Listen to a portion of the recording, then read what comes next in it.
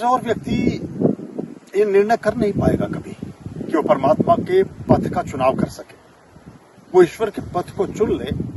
ये उसके बूते से बाहर की बात है। यानी कि ये परम साहसी व्यक्तित्व की निशानी है कि वो ईश्वर के साथ संबंध बनाने को इच्छुक होता है या परमात्मा के पथ पर चलना चाहता है। जितने भी आध्यात्मिक गुरु हुए हैं, जितने हमारे अवतारी पुरुष हुए हैं, सभी को अगर आप गौर के साथ देखेंगे तो सब में अदम्य साहस का प्रतिबिंब आपको दिखाई देगा। सब महासाहसी हैं। उनका प्राथमिक गुण ही ये था कि वो बहुत साहसी थे। तो पहली बात तो कोई कमजोर व्यक्ति परमात्मा का वर्ण नहीं कर सकता।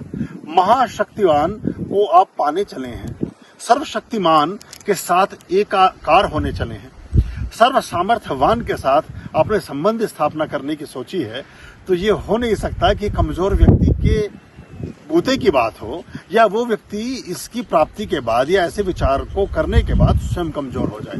यह असंभव है। वो और पराक्रमी होता है, वो और महाबली होता है। उसे बल प्राप्त होता है तेज का, उसे बल प्राप्त होता है ओज का, उसे बल प्राप्त होता है सभी तरह की संपदाओं का। इसीलिए जिन्होंने पूरे राजपाट को, सारे राज भवन को, अपने सारे साम्राज्य को त्याग दिया और एक चींटी को भी कभी कष्ट नहीं पहुंचाया, उनको भी हमने महावीर कहा। उनको हमने महावीर कहा। और दो महान विभूतियों को, दो महाचिरंजीवियों को हमने महावीर कहा है।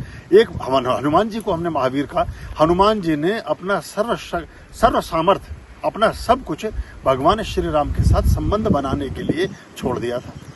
अगर भगवान श्री राम के साथ हनुमान जी संबद्ध ना हो तो भगवान श्री राम से पूर्व और भगवान श्री राम के पूर्ण पराक्रम के प्रकाट्य के पश्चात हनुमान जी की कोई विशेष वृत्तांत आपको की प्राप्त नहीं होते। परमात्मा के पुरुषार्थ के कृत्य में उनकी संलिप्तता ही उनको महावीर बनाती है ना। तो हनुमान जी को हमने महावीर कहा और हमने महावीर जो जैन धर्म के 24वें तीर्थंकर, उनको महावीर कहा। एक ने चींटी भी नहीं मारी, उनको हमने महावीर की श्रेणी दी। और एक ने किसी भी शत्रु को छोड़ा ही नहीं, उनको भी हमने महावीर कहा।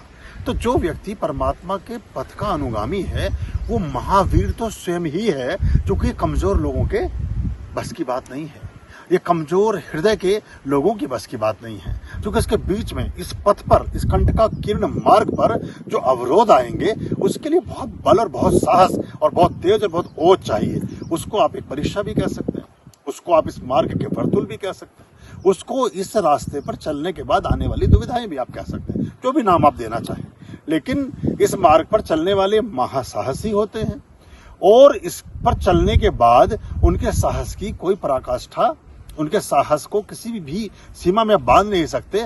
वो स्वयं साहस की पराकाष्ठा के प्रतीक होते हैं।